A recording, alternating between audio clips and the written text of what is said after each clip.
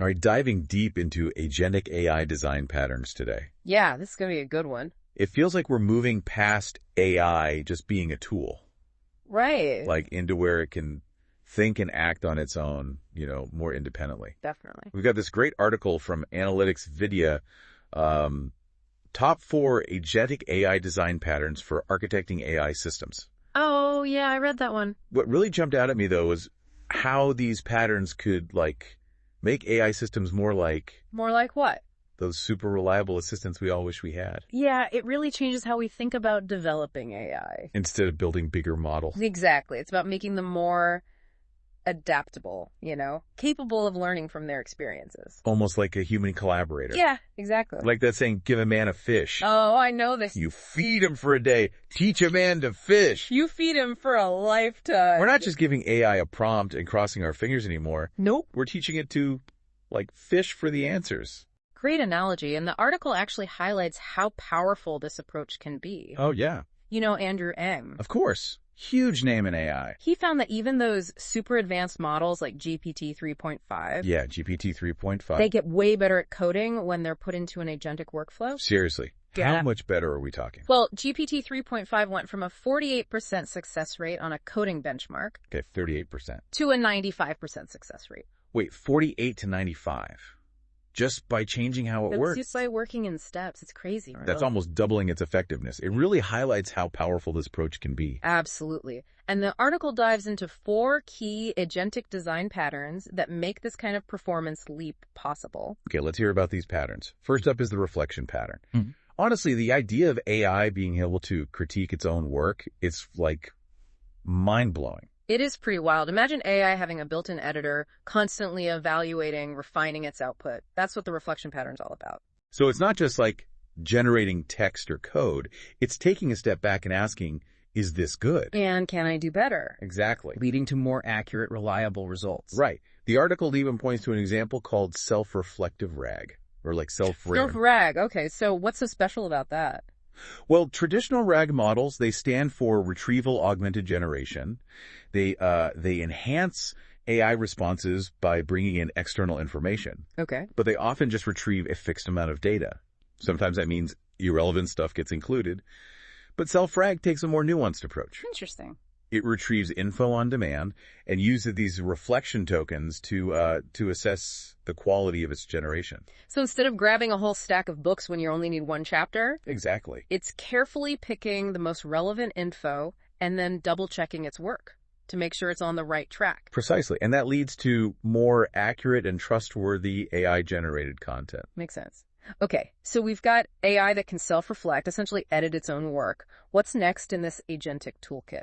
Next up is the tool use pattern. Okay, tool use. This one focuses on giving AI access to those outside resources, tools to really enhance its abilities. So it's not just limited to the knowledge it's been trained on. Nope. It can actually use tools like we do. Exactly. To find information, analyze data, even write code. Wow. Think of things like databases, search engines, even Python for complex calculations. All of that. This is where it starts to feel like AI is stepping out of the digital world and into the real world. Right. It opens up a whole new realm of possibilities. All right, 2 down, 2 to go. What's the third agentic design pattern? The planning pattern. Planning. Equipping AI with project management skills. Imagine AI that can break down those big complex tasks. Into smaller steps. Yes.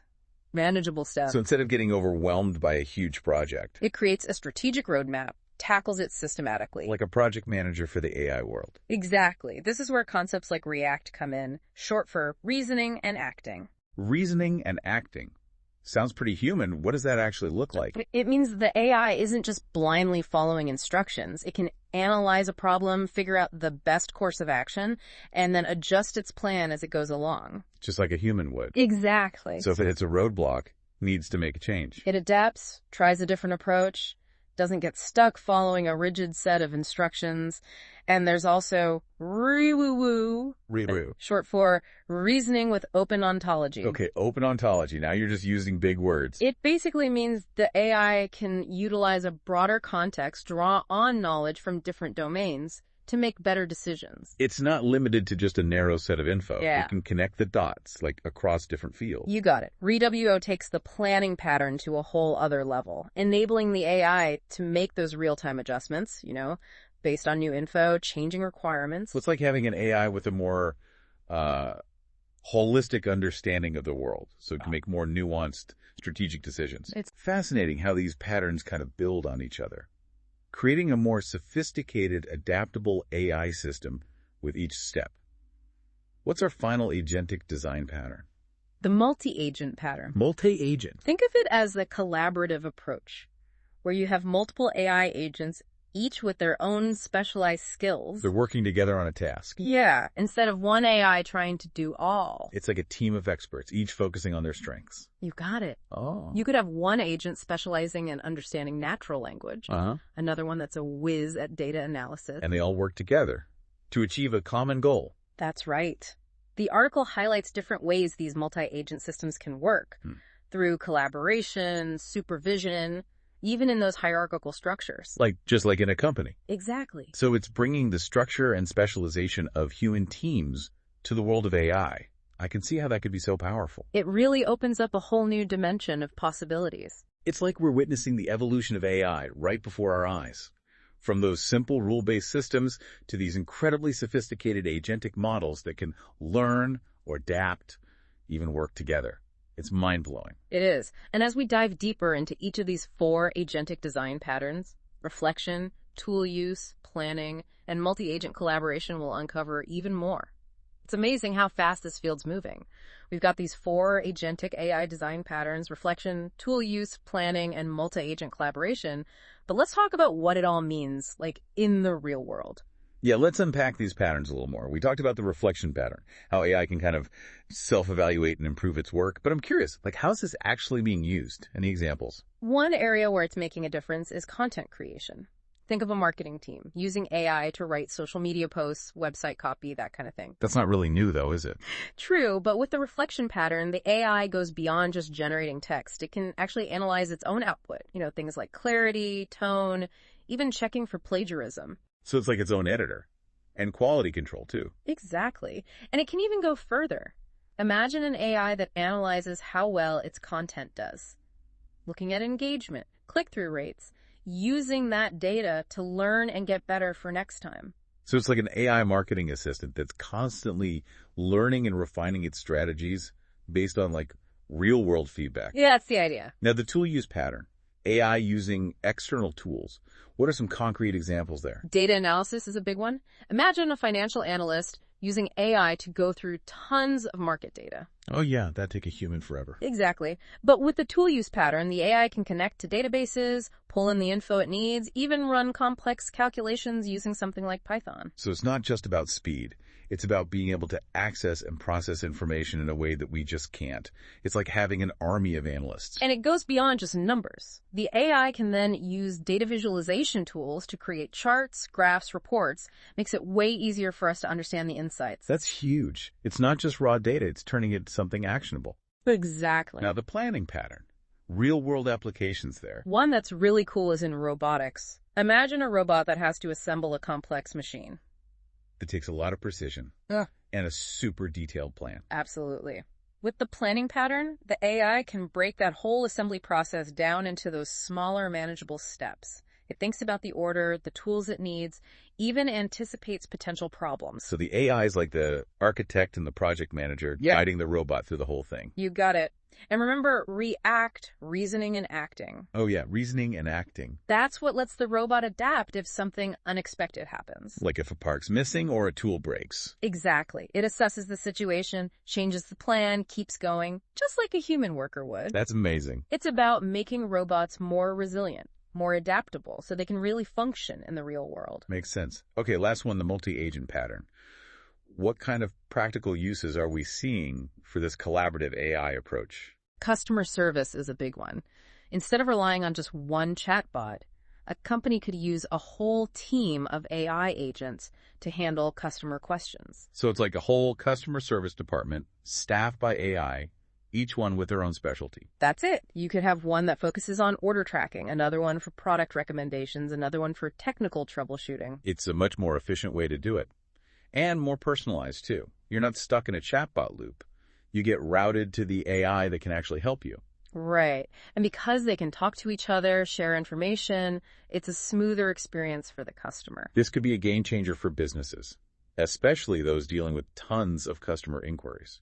It could be. And it's not just customer service. We're seeing multi-agent systems being used in everything from supply chain management to healthcare. It's exciting to see these 4 agentic AI patterns being used in so many different fields.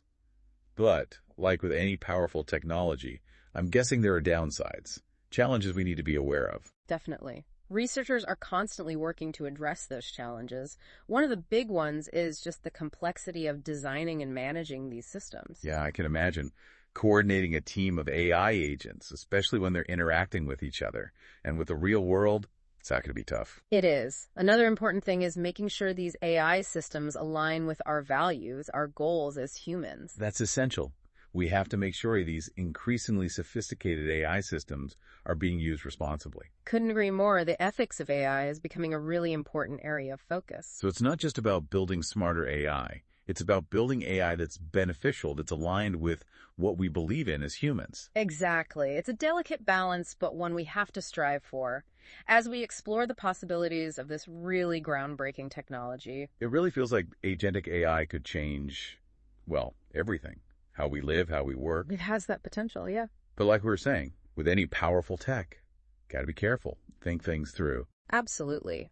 As we keep digging into these agentic design patterns, it's not just the technical stuff, it's also how they'll impact society. We've talked about the good stuff, efficiency, productivity, maybe even a boost in creativity. But what about the downsides? What risks should we be thinking about? Well, one that always comes up is jobs. As AI gets more advanced, capable of doing things humans used to do, there's that worry that some jobs will just get automated.